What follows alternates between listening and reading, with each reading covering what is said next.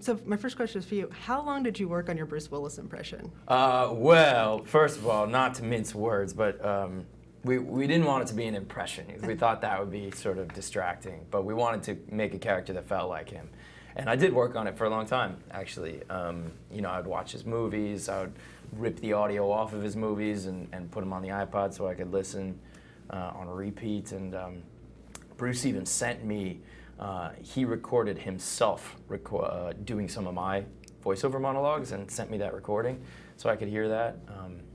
But the most useful thing was just spending time with him and hanging out with him and, you know, having dinner and letting it seep in that way. So, you know, obviously you both worked together on Brick, you know, quite a few years ago now, and in the meantime, you know, he's become sort of, kind of like a sci-fi genre sort of guy. Do you feel like he kind of lucked out, you know, that you wanted to make a sci-fi movie at the time? He had just done like Inception, Dark Rises, you know? It was kind of really, yeah, it was a real stroke of luck, I guess, but yeah, even if he had just been doing other things, I guess, courtroom dramas or musicals, I'd still put him in this thing. He's this kid can do anything. I'll tell you. Thanks. Well, one of the things that I mean, one of the things that I often say about Joe, usually while he's not around, is that he's got kind of that leading man charisma, but at his heart he's a character actor, and he loves disappearing into parts. And just slap me if I say anything that's incorrect at any point. But and this was a chance for him to do that on a large scale, literally putting on another actor's face. So I knew he'd be into it. Yeah. It seems like you're making a step towards doing a lot of, you know, sci-fi and genre or something. Is that are you drawn to those kind of roles? You know, I like all kinds of genres. I mean, really any genre has its virtues. It's just what you do with it.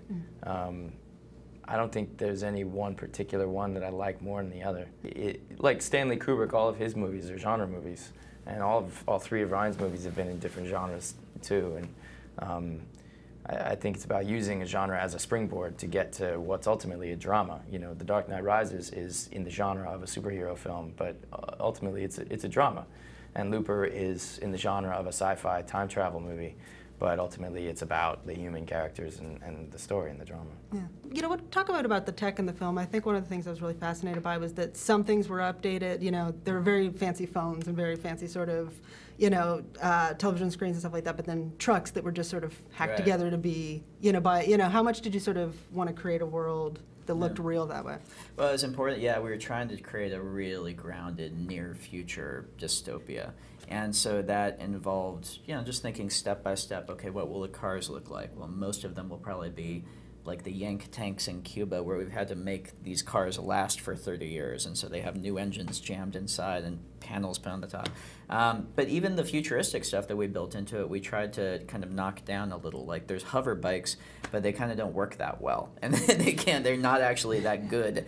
And the phones, they still don't get reception, you know. So every element we tried to knock down a peg and ground a little bit. Obviously, this movie deals with time travel. If time travel were invented tomorrow, would you go back and where? I would want to see the future. Okay. If that's allowed.